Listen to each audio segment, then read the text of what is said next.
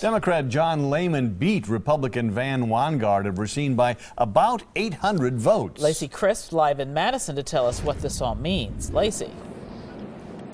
The official results aren't in yet, but John Lehman and Democrats tell me they are confident they will take control of the Senate. But Senator Van Wangard has not conceded the race. Both sides tell me as soon as that race is finalized, they look forward to moving ahead. It was the one bright note for Democrats for the night, an election that will likely give them control of the Senate. If Lehman is still ahead when the absentee ballots are all counted, Senator Mark Miller will become majority leader. The voters have delivered the majority to the Senate Democrats. Senator Van Wangard would not go on camera with us, but sent this statement about the vote tally, saying, "We will closely monitor the canvass of votes with legal representation. We will evaluate our options regarding recounts following the official count of ballots."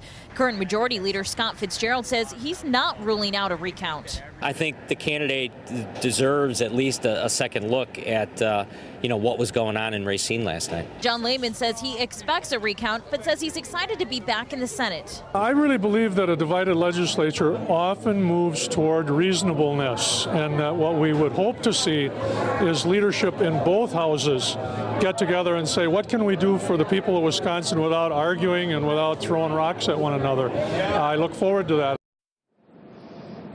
The legislature isn't scheduled to go back into session until January. So what does this mean win for Democrats? We talked to both sides about the possibility of a special session this summer. We'll have that story for you coming up tonight at 6. On your side live at the Capitol, Lacey Crisp, today's TMJ4. Lacey, under what circumstances would a recount automatically kick in?